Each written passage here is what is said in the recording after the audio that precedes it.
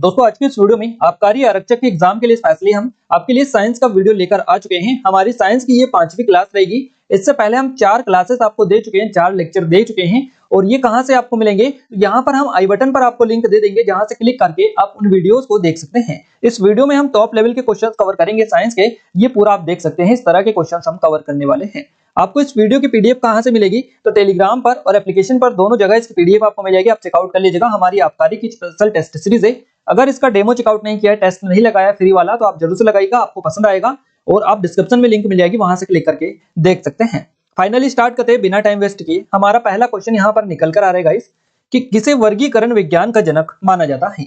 वर्गीकरण विज्ञान का जनक किसे माना जाता है, ये क्वेश्चन हमारा पहला बना है। आप सभी का सही जवाब यहाँ पर क्या रहेगा, जल्दी से आप क्लिक करिएगा। देखिए आप पहले क्लिक करते जाइएगा पहले, और जो भी आपका राइट आंसर है कमेंट में बताते चलिएगा। हम आपको पूरा सोल्व करवाएंगे, बट आप अपनी अकॉर्डिंग इच्छा से ये टेस्ट लगा सकते हैं ताकि आपको भी हेल्प मिल पाए।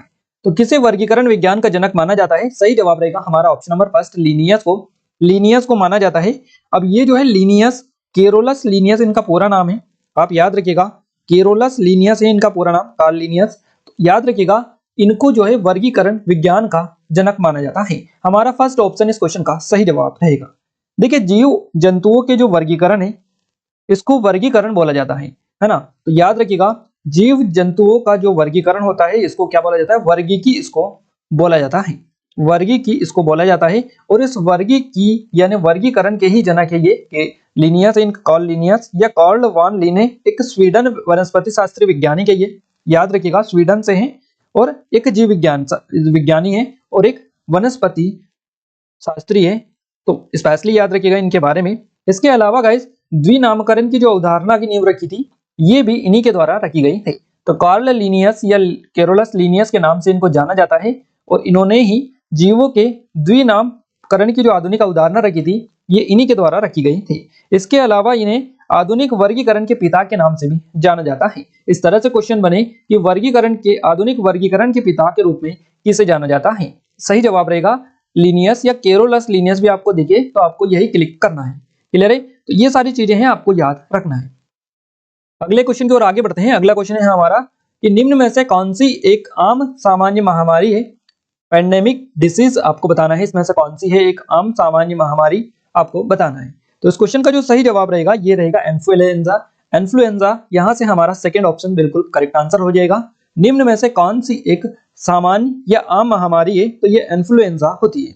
गाइस इन्फ्लुएंजा जो होती है, इसको हम सामान्य रूप से एज ए फ्लू भी बोल सकते हैं। तो फ्लू के नाम से हम इसको जानते हैं इन्फ्लुएंजा को। और यह एक विशेष समूह के वायरस के कारण मानव समुदाय में एक जो है संक्रामक रोग टाइप होता है। याद रखिएगा, ये एक विशेष समूह के जो वायरस होते हैं उनके कारण जो है मानव समुदाय में या मानव में होने वाला एक रोग है, संक्रामक रोग होता है ये फ्लू। और इसकी जो शुरुआत होती है, ये खांसी, जुकाम और हल्के बुखार के साथ में होती है। तो याद रखिएगा, और अगर इसमें ध्यान न दिया जाए तो ये बीमारी घातक रूप भी धारण कर सकती है, इन्फ्लुएंजा आप जिसको बोलते हैं, और इसको नॉर्मली फ्लू बोला जाता है। तो हमारा सेकंड ऑप्शन इस क्वेश्चन का बिल्कुल सही जवाब रहेगा। अगले क्वेश्चन की ओर आगे बढ़ते हैं। अगला जो क्वेश्चन निकल कर आ रहा है हमारा, ये है सूर्य जिस गुरुत्व से पृथ्वी को आकर्षित करता है, वहां आपको बताना है। सूर्य जिस गुरुत्व से पृथ्वी को आकर्षित करता है, तो आपको बताना है ना। इस क्वेश्चन का सही जवाब क्या रहेगा, बिल्कुल देखिए ऑप्शंस हम पहले पढ़ते हैं। उस बल से कम होता है जिससे पृथ्वी सूर्य को आकर्षित करती है। यानी सूर्य जिस गुरुत्व से पृथ्वी को आकर्षित करता है, वो उस बल से कम होता है जिससे पृथ्वी सूर्य को आकर्षित करती है। या फिर यह उस बल के समान होता है जिससे सूर्य यानी पृथ्वी सूर्य को आकर्षित करती है। और या फिर ऑप्शन है हमारा थर्ड वाला, उस बल से अधिक होता है जिससे पृथ्वी सूर्य को आकर्षित करती है। और अगला ऑप्शन है हमारा फोर्थ वाला, वर्ष पर्यंत समान रहता है। तो देखिए इस क्वेश्चन का जो सही जवाब रहेगा ये हमारा रहेगा, यह उस बल के समान है, यह उस बल के समान है ना, जिससे पृथ्वी सूर्य को आकर्षित करती है। तो यहां से हमारा ऑप्शन नंबर थर्ड जो है, ऑप्शन नंबर सेकंड, ये बिल्कुल सही जवाब रहेगा। यह उस बल के समान है जिससे पृथ्वी सूर्य को आकर्षित करती है। तो याद रखिएगा, सूर्य जिस गुरुत्व से पृथ्वी को आकर्षित करता है, वहां उस बल के समान है जिससे पृथ्वी सूर्य को आकर्षित करती है। तो याद रखिएगा, काफी इंपॉर्टेंट क्वेश्चन है और आपको इसीलिए हम आपको करवा रहे हैं, क्योंकि ये क्वेश्चन आपके एग्जाम में जरूर से पूछे जाते हैं और ये हर बार रिपीट ही होते हैं। अगला क्वेश्चन है हमारा फोर्थ नंबर का कि बीजों को रोपते समय सामान्यतः कौन सा उर्वरक उपयोग में लाया जाता है? बीजों को रोपते समय सामान्यतः जो उर्वरक उपयोग में लाया जाता है इसका नाम बताना है। सही जवाब रहेगा फास्फोरस। फास्फोरस इसको बोला जाता है। तो हमारा थर्ड ऑप्शन बिल्कुल करेक्ट आंसर रहेगा। फास्फोरस जो होता है इसको बीजों को रोपते समय यूज किया जाता है और ये एक तरह का उर्वरक है, फर्टिलाइजर है, आपको याद रखना है। उर्वरक ये होता है और इसका यूज किया जाता है बीजों को रोपते समय, तो फास्फोरस इसको बोला जाता है। गाइस जो ये भी फास्फोरस जो होते हैं ये 2-3 टाइप के होते हैं, अलग अलग तरह के होते हैं। तो जो लाल फास्फोरस होते हैं इनका उपयोग कहां पर किया जाता है? लाल जो फास्फोरस होते हैं इनका उपयोग दिया सलाई और आतिशबाजी जो बनाए जाते हैं वहां पर उनको बनाने में किया जाता है लाल फास्फोरस का उपयोग। और इसके विषैले होने के कारण यह जो है चूहे मारने की दवाई भी में भी यूज किया जाता है। लाल फास्फोरस का जो यूज किया जाता है ये चूहे मारने की जो दवाई बनाई जाती है इसमें भी यूज किया जाता है। तो क्वेश्चन बन सकता है कि चूहे मारने की दवाई में किसका यूज किया जाता है? लाल फास्फोरस या फास्फोरस आपको ऑप्शंस में मिल सकता है।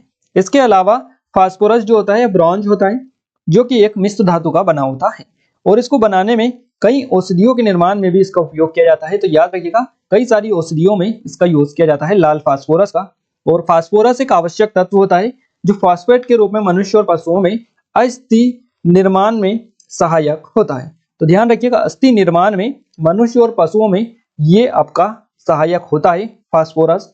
और स्वास्थ्य रक्षा के लिए आवश्यक जो होते हैं तो शरीर में फास्फोरस जो होता है इसका संतुलन स्थिर रहे इसके लिए भी ये जरूरी रहता है। तो सारी चीजें आप याद रखिएगा। फास्फोरस जो है बेसिकली हमारा जो क्वेश्चन है उसके फॉर्मेट में देखें हम तो देखिए इसका उपयोग भूमि से पौधे द्वारा फास्फेट उर्वरक के अवशोषण अध्ययन में किया जाता है। तो फास्फोरस बिल्कुल हमें याद रखना है, इसका यूज बीजों को रोपते समय किया जाता है। अगला क्वेश्चन है विटामिन ए की कमी से कौन सा रोग हो सकता है? विटामिन ए की कमी से कौन सा रोग हो सकता है? सही जवाब रहेगा हमारा नाइट ब्लाइंडनेस, है ना। नाइट ब्लाइंडनेस यहां से हमारा फोर्थ ऑप्शन बिल्कुल सही जवाब रहेगा। रात्रि अंधता बिल्कुल करेक्ट आंसर रहेगा ऑप्शन नंबर 4। विटामिन ए की कमी से रात्रि अंधता रोग हो सकता है। अगर जिस व्यक्ति में विटामिन ए की कमी है तो उसमें उसकी पॉसिबिलिटी होती है कि रात्रि अंधता का रोग उसको हो सकता है। अब हम आपको बताते हैं विटामिन टाइप कि विटामिन अगर ए की बात करें हम तो विटामिन ए से कौन कौन से रोग होते हैं। तो देखिए विटामिन ए की कमी से एक तो रात्रि अंधता हो गया, है ना। इसके अलावा रतौंधी हो गया, रतौंधी के अलावा संक्रमणों का खतरा रहता है विटामिन ए की कमी से। और जीरोफ्थलेमिया जो रोग होता है ये भी विटामिन ए की कमी से होता है। इसके अलावा मोतियाबिंद रोग होता है विटामिन ए की कमी से। त्वचा शुष्क और सल्की होती है विटामिन ए की कमी से। बात करें विटामिन बी की कमी से होने वाले रोगों की तो देखिए विटामिन बी के कई सारे ग्रुप्स हैं आपको बताइए। तो इस अगर टेबल में हम देखें तो विटामिन B1 है ना, विटामिन B1, B2, B3 ऐसे B12 तक के हैं। तो अगर हम बात करें B1 की तो विटामिन बी की कमी से बेरी बेरी जो रोग होता है ये होता है। इसी तरह विटामिन 2 जो होती है B2, विटामिन B2 तो इसके त्वचा का फटना और आंखों का लाल होना ये रोग इससे होता है। इसी तरह जो इंपॉर्टेंट है बी वाले टेबल में तो इसमें सबसे जो ज्यादा जरूरी है ये B12 पूछी जाती है। इसके अलावा B6 भी पूछी जाती है तो हम B6 को आपको कवर करवा दें। एनीमिया जो रोग होता है एनीमिया ये किससे होता है तो ये विटामिन B6 की कमी से होता है और त्वचा रोग भी इसी से होता है, याद रखिएगा। इसके अलावा B12 पूछा जाए तो याद रखिएगा B12 की कमी से जो रोग होता है ये एनीमिया होता है ना। B6 की कमी से भी एनीमिया होता है, B12 की कमी से भी एनीमिया होता है। इसके अलावा पैचिस रोग जो होता है, पैचिस रोग ये भी विटामिन B12 की कमी से होता है। तो याद रखिएगा अगर हम बात करें अब विटामिन सी की तो गाइस विटामिन सी की कमी से जो रोग होता है इसको स्कर्वी बोला जाता है, स्कर्वी इसको बोला जाता है। इसके अलावा विटामिन डी की बात करें तो रिकेट्स जो रोग होता है, रिकेट्स रोग ये विटामिन डी की कमी से होता है। इसके अलावा विटामिन ए की ई की बात करें तो जनन शक्ति का कम होना विटामिन ई के अंतर्गत आता है। और विटामिन के की कमी से रक्त का थक्का ना बनना ये रोग होता है। तो स्पेशली ये सबसे ज्यादा पूछा जाता है। एक तो विटामिन के है ना, ABCDEFG है ना, ए से के तक के जो रोग है जैसे कि ABC और DE और K ये जो रोग है ये विटामिन है, इनकी कमी से जो भी रोग होते हैं ये सबसे ज्यादा पूछे जाते हैं। बाकी बी वाली टेबल में B6 और B12 ज्यादातर पूछे जाते हैं। तो इनको आप अच्छे से कर लीजिएगा, हमने आपको सारे के बता दिए हैं। अगला क्वेश्चन है हमारा, उससे पहले हम आपको बता दें हमारे कुछ ऑनलाइन कोर्सेज है, जैसे कि पटवारी की टेस्ट सीरीज है, आबकारी आरक्षक की स्पेशल टेस्ट सीरीज है, एमपीजीके की टॉपिक वाइज टेस्ट सीरीज है। इन सभी पर काफी स्पेशल ऑफर चल रहा है, आप अच्छे से इनको लगा सकते हैं क्योंकि आपकी तैयारी यहाँ से काफी इंप्रूव आप कर सकते हैं। कोई डाउट है, कुछ क्वेरीज है तो यहाँ पर हेल्पलाइन नंबर दे रखे हैं, इन पे कॉन्टेक्ट कर सकते हैं। ये हमारी ई बुक है मध्य प्रदेश करंट अफेयर की, इनकी लिंक भी हम डिस्क्रिप्शन में डाल देंगे ताकि आपको यहाँ पर जितनी भी चीजें बता रहे हैं सबकी लिंक डिस्क्रिप्शन में मिल जाए और आप अच्छे से इनको एक्सेस और डेमो चेकआउट कर पाए। क्लियर है? तो आप एप्लीकेशन को डाउनलोड करिएगा, डिस्क्रिप्शन में लिंक डाल दिए, वहां से आप डाउनलोड कर सकते हैं। टेलीग्राम को भी ज्वाइन कर लीजिएगा, है ना। इसके अलावा गाइस हम आपको बता दें, ये हमारा सामान्य ज्ञान का स्पेशल वीडियो कोर्स है, इसको भी आप चेकआउट कर सकते हैं। अगला क्वेश्चन है हमारा, मिश्र धातु इस्पात में क्रोमियम होता है, मिश्र धातु इस्पात में क्रोमियम होता है जो अंग के प्रति अवरोध का कार्य करता है, इसे किस नाम से जाना जाता है? मिश्र धातु इस्पात में क्रोमियम होता है जो जंग के प्रति अवरोध का कार्य करता है, इसे किस नाम से जाना जाता है? इसे स्टेनलेस स्टील बोला जाता है, स्टेनलेस स्टील के नाम से ये जाना जाता है। हमारा सेकंड ऑप्शन इस क्वेश्चन का बिल्कुल सही जवाब रहेगा। अगला क्वेश्चन है, एक जानलेवा मानव रोग सिफिलिस का कारक है ना। एक जानलेवा मानव रोग सिफिलिस का जो कारक है, ये आपको बताना है इसका कारक क्या है। तो यह एक जीवाणु है, यह एक बैक्टीरिया है, यह जीवाणु है। याद रखिएगा जीवाणु ये है। हमारा सेकंड ऑप्शन इस क्वेश्चन का बिल्कुल सही जवाब रहेगा। ऑप्शन सेकंड बिल्कुल सही जवाब रहेगा, यह एक जीवाणु होता है। अगला क्वेश्चन है, उष्मा का सबसे अच्छा सुचालक द्रव्य निम्न में से कौन सा है? उष्मा का सबसे सुचालक जो द्रव्य है ये है होता है पारा, ये होता है मरकरी पारा जिसको बोला जाता है। तो यहाँ से थर्ड ऑप्शन हमारा सही जवाब हो जाएगा। अगला क्वेश्चन है, कौन सा स्तनपायी है जो अंडे देता है? कौन सा स्तनपायी है जो अंडे देता है? और ये जो स्तनपायी है इसका नाम है डक बिल्ड प्लेटिप्स, है ना, प्लेटिपस इसको बोला जाता है। तो डक बिल्ड प्लेटिपस इसको बोला जाता है और ये एक स्तनपायी है जो अंडे देता है। गाइस ये सभी क्वेश्चंस करवा रहे हैं, ये आपके प्रीवियस एग्जाम में पीवाईपी पेपर के हैं, सभी क्वेश्चंस पहले पूछे गए हैं, तो आप अच्छे से इनको कर लीजिएगा क्योंकि काफी इंपॉर्टेंट चीजें हम आपको बता रहे हैं। अगला क्वेश्चन है, पीछे की गाड़ी को देखने के लिए चालक कौन से दर्पण का उपयोग करता है? पीछे की गाड़ी को देखने के लिए चालक के द्वारा जो दर्पण यूज किया जाता है वो किया जाता है कॉन्वेक्स मिरर। कॉन्वेक्स मिरर की बात करें तो इसको उत्तल दर्पण बोला जाता है। उत्तल दर्पण हमारा फर्स्ट ऑप्शन इस क्वेश्चन का सही जवाब रहेगा। पीछे की गाड़ी को देखने के लिए चालक को कॉन्वेक्स मिरर का यूज करना होता है, तो उत्तल दर्पण का वो यूज करता है। याद रखिएगा, अब उत्तल दर्पण और अवतल दर्पण में आप सभी को सबसे ज्यादा कंफ्यूजन होगा, है ना। उत्तल दर्पण और अवतल दर्पण में कंफ्यूज रहता है कॉन्वेक्स मिरर और कॉनकेव मिरर में, है ना। तो इनमें हम कंफ्यूजन आपका दूर कर दें तो यहाँ पर आपको सबसे पहले ये समझना है कॉन्वेक्स और कॉनकेव में कि उत्तल दर्पण हम सबसे पहले आपको क्लियर करते हैं। जो उत्तल दर्पण होता है, यह जो दर्पण होता है इसका परावर्तक सतह बाहर की ओर उभरा होता है। उत्तल दर्पण की परावर्तक जो सतह होती है ये बाहर की ओर उभरी होती है, याद रखिएगा। और बाहर की ओर जिस भी दर्पण की जो सतह है परावर्तक सतह ये उभरी होती है उसको उत्तल दर्पण बोला जाता है। उत्तल दर्पण प्रकाश को बाहर की ओर प्रतिबिंबित करता है, याद रखिएगा। उत्तल दर्पण जो होता है ये प्रकाश को बाहर की ओर प्रतिबिंबित करता है। उत्तल दर्पण का उपयोग कहाँ कहाँ पर किया जाता है ये भी हम आपको बता दें। देखिए, उत्तल दर्पण का उपयोग घर के दरवाजे में किया जाता है, घर के दरवाजों में इनका यूज किया जाता है उत्तल दर्पण का। इसके अलावा पीछे से आ रहे वाहनों को देखने के लिए भी उत्तल दर्पण का उपयोग किया जाता है। तो याद रखिएगा, उत्तल दर्पण का यूज इसमें किया जाता है। अगर हम बात करें अवतल दर्पण की, तो अवतल दर्पण जो होता है परावर्तक जो सतह होती है अवतल दर्पण की वो अंदर की ओर उभरी होती है, अंदर की ओर होती है, दर्पण की अंदर की ओर होती है, ध्यान रखिएगा। और इसमें बाहर की ओर होती है ना। तो ये थोड़ा सा कंफ्यूजन आपको दूर करना है कि उत्तल दर्पण में जो परावर्तक सतह होती है वो बाहर की ओर उभरी होती है और अवतल दर्पण में अंदर की ओर उभरी होती है। तो अगर ऐसा आपने समझ लिया तो आप आसानी से कर सकते हैं। और उसको अवतल दर्पण बोला जाता है जिसमें जो परावर्तक सतह है वो अंदर की ओर उभरा रहता है, तो अवतल दर्पण उसको बोलते हैं। और अवतल दर्पण प्रकाश का अंदर की ओर जो है प्रतिबिंबित करता है, ध्यान रखिएगा। अवतल दर्पण होता है जो प्रकाश को अंदर की ओर प्रतिबिंबित करता है और यही कारण है कि इसका उपयोग किसमें किया जाता है? इसका उपयोग किया जाता है दाढ़ी बनाने में। दाढ़ी बनाने में अवतल दर्पण का यूज किया जाता है। इसके अलावा टार्च में भी अवतल दर्पण का यूज किया जाता है। टार्च जो होती है बैटरियां उनमें अवतल दर्पण का यूज किया जाता है। सोलर जो कुकर होता है इसमें भी अवतल दर्पण लगाया जाता है। इसके अलावा हेडलाइट जो होती है गाड़ियों की हेडलाइट, इसमें भी अवतल दर्पण लगाया जाता है। और दांत के जो डॉक्टर होते हैं इनके द्वारा जो यूज किया जाता है लेंस या दर्पण, वो भी कौन सा होता है? वो भी अवतल दर्पण होता है। तो आई थिंक आपका उत्तल दर्पण में कंफ्यूज दूर हो गया होगा। जिसकी परावर्तक सतह बाहर की ओर उभरी होती है उसको उत्तल दर्पण बोलते हैं और अंदर की ओर उभरी होती है उसको अवतल दर्पण बोला जाता है। अगला क्वेश्चन है, किसी पिंड की वास्तविक प्रतिबिंब बनाने के लिए उपयोग होने वाला दर्पण कौन सा है? किसी पिंड की वास्तविक प्रतिबिंब बनाने के लिए उपयोग होने वाला जो दर्पण है इसको क्या बोला जाता है? देखिए, वास्तविक प्रतिबिंब बनाना है हमको, अभी हमने आपको क्लियर किया है उत्तल और अवतल दोनों का, और यहाँ पर ऑप्शंस भी हमें इसी तरह के मिले हैं, है ना। तो किसी पिंड की वास्तविक प्रतिबिंब बनाने के लिए हमको वास्तविक प्रतिबिंब बना लिए किसी पिंड की, तो उसमें जो दर्पण यूज होता है वो कौन सा होता है, बिल्कुल आपको क्लिक करना है। और हमारा जो यहाँ से सही जवाब रहेगा, है ना, यहाँ से हमारा जो सही जवाब रहेगा ये रहेगा ऑप्शन नंबर 4, उत्तल दर्पण। यहाँ से हमारा करेक्ट आंसर हो जाएगा 4 ऑप्शन बिल्कुल सही जवाब आपका रहेगा। निम्न में से कौन सा पादप हार्मोन फलों को पकने पर नियंत्रण करता है? निम्न में से कौन सा पादप हार्मोन फलों को पकाने का नियंत्रण करता है? तो देखिए, नियंत्रण जो कंट्रोल करता है फलों के पकने पर, ये जो हार्मोन होता है पादप हार्मोन बोला जाता है इसको, और इसका नाम क्या है?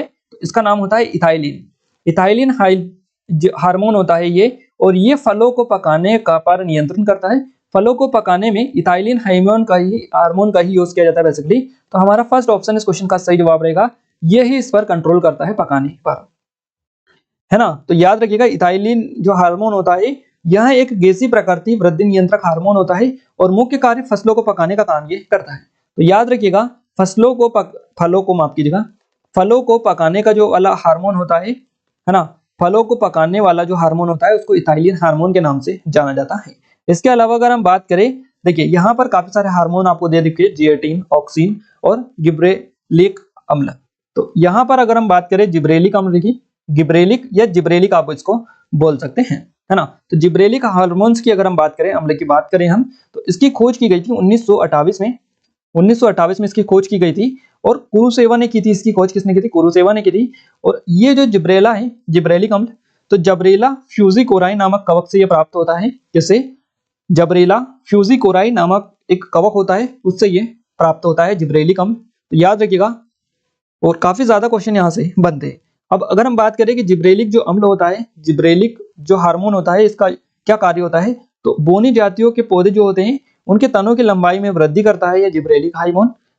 इसके अलावा बीजों की प्रस्तुति को तोड़कर उसके अंकुरण में मदद करता है, और बीज रहित जो फल होते हैं उनके निर्माण में सहायक होता है, 500 गुना ज्यादा यह सहायक होता है। तो ये जिब्रेलिक हार्मोन जो होता है यह स्पेशली सबसे ज्यादा आपके क्वेश्चन इसी से बनते हैं।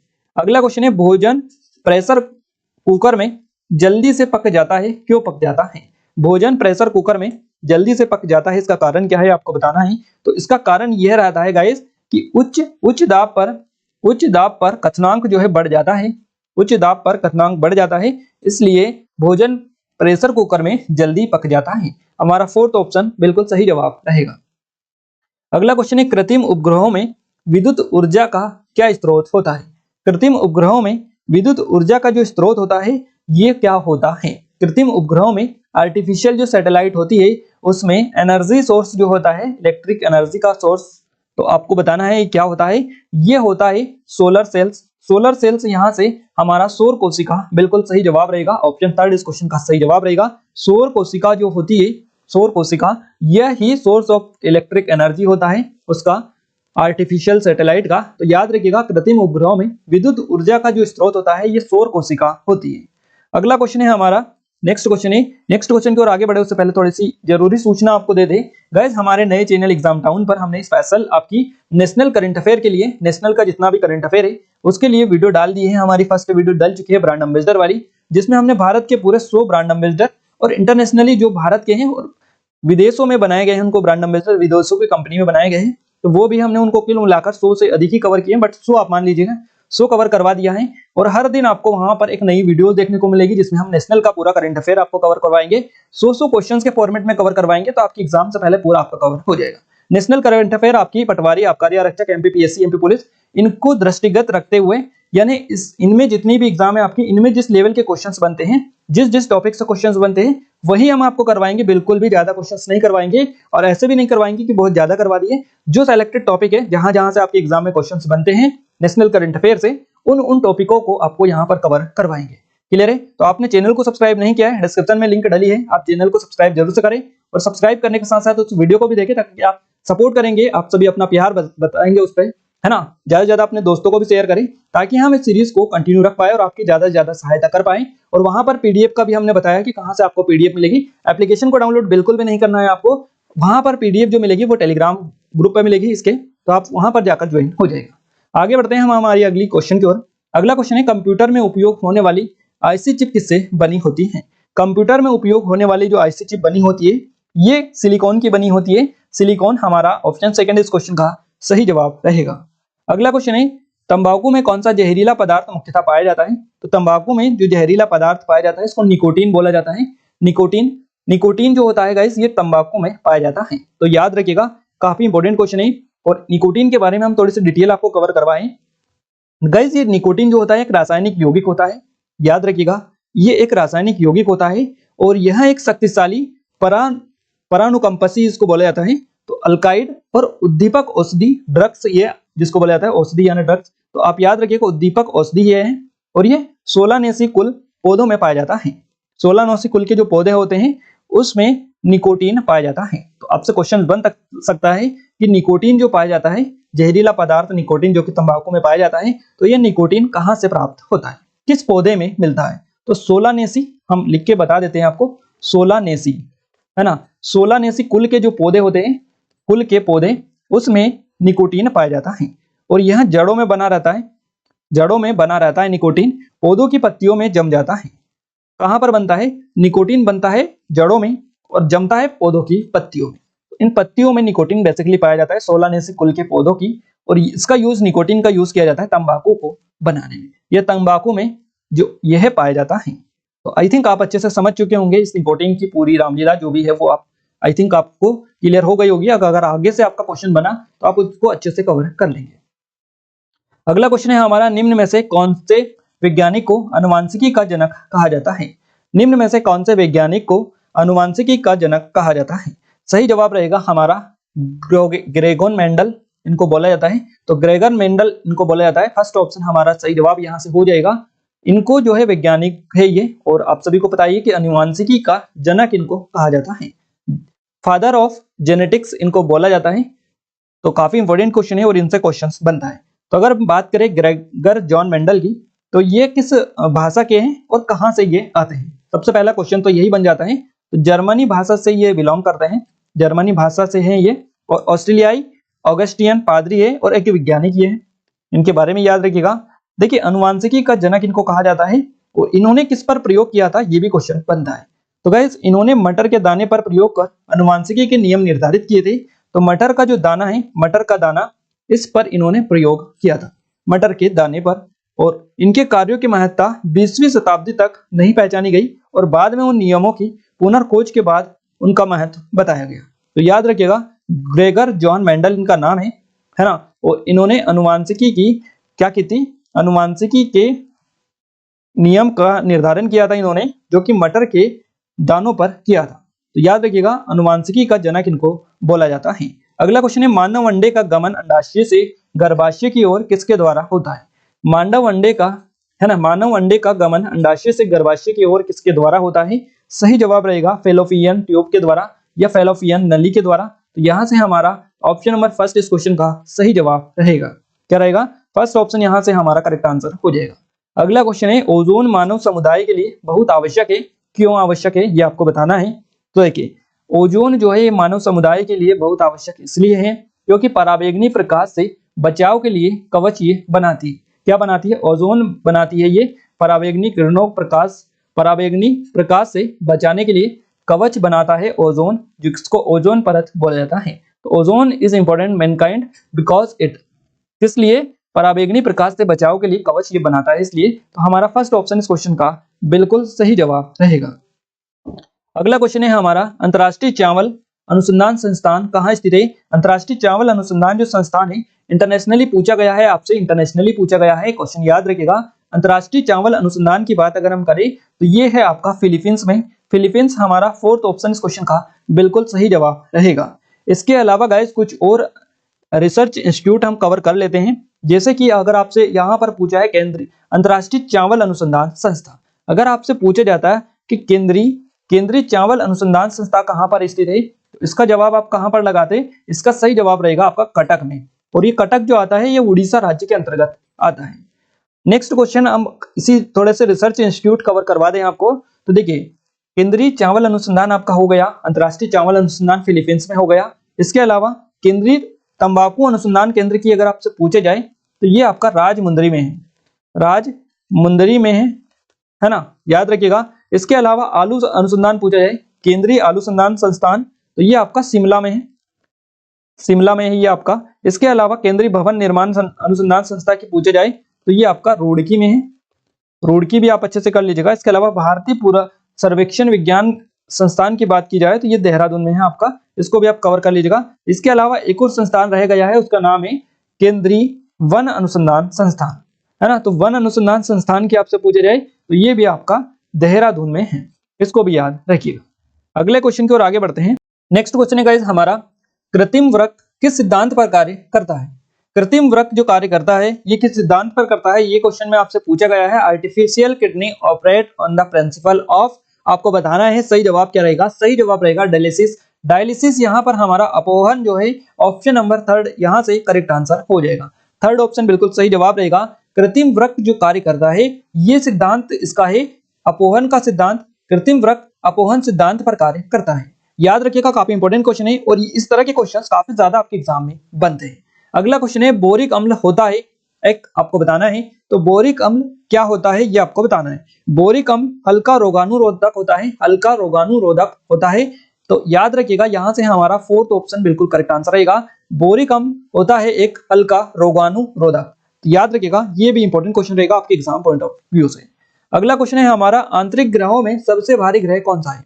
आंतरिक ग्रहों में सबसे भारी ग्रह आपको बताना है, और सबसे भारी जो ग्रह हैं ये है अर्थ यानी पृथ्वी। हमारा फोर्थ ऑप्शन यहाँ से बिल्कुल करेक्ट आंसर रहेगा। अगर हम पृथ्वी के बारे में थोड़ी सी चीजें आपको कवर करवाएंगे गाइस, तो पृथ्वी जो है इसका ध्रुवीय व्यास कितना है? इसका ध्रुवीय व्यास है 12,714 किलोमीटर, याद रखिएगा 12,714 वर्ग किलोमीटर, माफ कीजिएगा 12,714 किलोमीटर इसका ध्रुवीय व्यास है। इसी तरह अगर आपसे पूछा जाए कि पृथ्वी जो है इसका विषुवतीय व्यास कितना है, तो 12,756 किलोमीटर है विषुवतीय व्यास है ये, और ये ध्रुवीय व्यास है 12,714। तो याद रखिएगा, अगर बात करें आपसे कि पृथ्वी अपने परिभ्रमण क्षेत्र में 1 मिनट में कुल कितनी दूरी तय करती है, तो ये करती है 27.83 किलोमीटर, याद रखिएगा। इसके अलावा और क्वेश्चन बनता है कि पृथ्वी अपने अक्ष पर सूर्य के सम्मुख, है ना, सूर्य के सम्मुख कितनी झुकी हुई है? तो ये झुकी हुई है 23.5 डिग्री, 23 सही 1/2 अंश जो है इसका झुका हुआ है सूर्य के सम्मुख, ये भी आप याद रखिएगा। इसके अलावा और क्वेश्चन बनते हैं पृथ्वी से कि पृथ्वी के सर्वाधिक समीप का तारा कौन सा है? तो पृथ्वी के सबसे समीप का जो तारा है ये है सूर्य होता है, क्लियर है, आई थिंक आपको ये पता होगा। और सूर्य के बाद पृथ्वी का निकटतम जो तारा है ये प्रॉक्सिमा सेंचुरी है, जो कि पृथ्वी से, है ना, जो कि पृथ्वी से 4.22 प्रकाश वर्ष की दूरी पर स्थित है। इसके अलावा और बात करें पृथ्वी के बारे में, तो पृथ्वी जो है आकार, ये जो प्रॉक्सिमा सेंचुरी है आकार और बनावट में पूरी तरह से पृथ्वी सूर्य के समान है। तो ध्यान रखिएगा जो पृथ्वी है ये आकार और बनावट में पूरी तरह से शुक्र ग्रह के समान है, दोनों सेम है पृथ्वी और शुक्र ग्रह, इसलिए ये क्वेश्चन बनता है आपका। इसके अलावा एक और क्वेश्चन पूछा जाता है कि पृथ्वी पर दिन रात किसकी अक्षीय गति के कारण होता है ना। तो पृथ्वी पर दिन रात अक्षीय गति के कारण होता है, याद रखिएगा, है ना। पृथ्वी पर दिन रात जो होते हैं इसकी अक्षीय गति के कारण होते हैं। अक्ष की गति है परिभ्रमण, इसके कारण होते हैं, परिभ्रमण जो होता है अक्षीय गति इसके कारण होता है। और ऋतु परिवर्तन जो होता है ये सूर्य के परितावृत्ति गति यानी परिक्रमण के कारण होता है। सूर्य के परितावृत्ति गति जो होती है इसके कारण ऋतु परिवर्तन होता है, और दिन रात जो होते हैं ये पृथ्वी की अक्षीय गति होती है परिभ्रमण की, उसके कारण होता है। तो आई थिंक यहाँ से आपको क्लियर हो चुका होगा, पृथ्वी के बारे में हमने काफी सारी डिटेल आपको बता दी है। अगला क्वेश्चन है, कौन सी गैस वायुमंडलीय प्रदूषक का कारक है ना, कौन सी गैस वायुमंडलीय प्रदूषण का कारक है? और ये जो गैस है ये होती है सल्फर डाइऑक्साइड। सल्फर डाइऑक्साइड हमारा फर्स्ट ऑप्शन इस क्वेश्चन का सही जवाब रहेगा। नेक्स्ट क्वेश्चन है गाइस हमारा कि कौन सी रसायन है जिसका उपयोग कृत्रिम रूप से हरे फलों को पकाने के लिए किया जाता है? अभी हमने बताया है आपको, इसके पहले जस्ट हमने क्लिक किया था वो क्वेश्चन, उसमें बताया था कि फलों को पकाने के लिए किस अम्ल का यूज किया जाता है, किस हार्मोन का यूज किया जाता है, उस तरह का क्वेश्चन था वो। और ये क्वेश्चन, इसका पैटर्न पूरा चेंज है, आप कंफ्यूज हो गए होंगे। इन लोगों को पता है जल्दी से क्लिक करिएगा, जिन लोगों को भी पता है और जिन्होंने अच्छे से वीडियोस देखा है, आई थिंक आप सभी को पता होगा। जल्दी से आप कमेंट करिएगा, हम आपको 3 सेकंड का टाइम देते हैं, जल्दी से कमेंट करके बताइएगा इस क्वेश्चन का सही जवाब क्या रहेगा। क्लियर है? जल्दी से कमेंट कर दीजिएगा। क्वेश्चन हम दोबारा से पढ़ते हैं। निम्न में से कौन सी रसायन है ना, कौन सा रसायन है जिसका उपयोग कृत्रिम रूप से फलों को पकाने के लिए किया जाता है? सही जवाब रहेगा यहाँ से हमारा, सही जवाब यहाँ से हमारा क्या रहेगा? सही जवाब रहेगा, देखिए इसमें कृत्रिम का यूज किया गया है, कृत्रिम रूप से फलों को पकाने के लिए जो यूज किया जाता है ये कार्बाइड का किया जाता है, कार्बाइड का किया जाता है। यहाँ से हमारा फोर्थ ऑप्शन इस क्वेश्चन का सही जवाब रहेगा। फोर्थ ऑप्शन इस क्वेश्चन का सही जवाब रहेगा। वो क्वेश्चन और ये क्वेश्चन सेम पैटर्न के लग रहे हैं, बट आपको थोड़ा सा कॉन्सेप्ट क्लियर रखना है आपको, और इस तरह से ही एग्जाम में भी आपको करना है। क्लियर है? तो कृत्रिम रूप से फलों को पकाने के लिए जो यूज किया जाता है, जिसका यूज किया जाता है रसायन का, ये कार्बाइड होता है। कार्बाइड फोर्थ ऑप्शन हमारा इस क्वेश्चन का बिल्कुल सही जवाब चला जाएगा। गाइस, इस वीडियो में हमने टॉप 25 क्वेश्चंस कवर कर लिए हैं जो कि आपके एग्जाम में क्वेश्चंस बनते हैं, है ना। सारे क्वेश्चंस काफी अच्छे लेवल के हैं और इस तरह के क्वेश्चंस बनते हैं। इसकी पीडीएफ आपको टेलीग्राम पर, एप्लीकेशन पर, दोनों जगह पर मिल जाएगी, आप ज्वाइन हो जाएगा। आबकारी की स्पेशल टेस्ट सीरीज अभी तक आपने ज्वाइन नहीं किए तो कर लीजिएगा, क्योंकि काफी अच्छी टेस्ट सीरीज है, 25 प्लस टेस्ट है। कोई डाउट है, कुछ क्वेरीज है तो आप हमें नंबर पर कांटेक्ट कर सकते हैं। फ्री टेस्ट आपके लिए डाल दिया है, डिस्क्रिप्शन में लिंक डाली है। पटवारी की टेस्ट सीरीज भी ज्वाइन कर सकते हैं, आबकारी की, और एमपी जीके की टॉपिक वाइज टेस्ट सीरीज है। इसके अलावा हमारी करंट अफेयर 2022 की स्पेशल ई बुक है, मध्य प्रदेश करंट अफेयर की, ये 2021 की है और ये 2020 की अवेलेबल है। इन सभी की लिंक डिस्क्रिप्शन में डाल दिए, जाकर चेकआउट कर सकते हैं। एप्लीकेशन को डाउनलोड कर लीजिएगा, टेलीग्राम को भी ज्वाइन कर लीजिएगा, इनके डिस्क्रिप्शन में आपको लिंक दे रखी है। तो आई थिंक ये वीडियो आपको पसंद आया होगा। वीडियो को अपने दोस्तों के साथ ज्यादा शेयर करें, ज्यादा वीडियो को लाइक करें, अपने दोस्तों के साथ शेयर करें, ताकि हमें सपोर्ट मिले, मोटिवेशन मिले और अच्छे से अच्छे वीडियोस आपके लिए लाने की पूरी कोशिश करें। तो आज के इस वीडियो में बस इतना ही गाइस, मिलते हैं हमारे नेक्स्ट वीडियो में। तब तक के लिए जय हिंद, वंदे मातरम।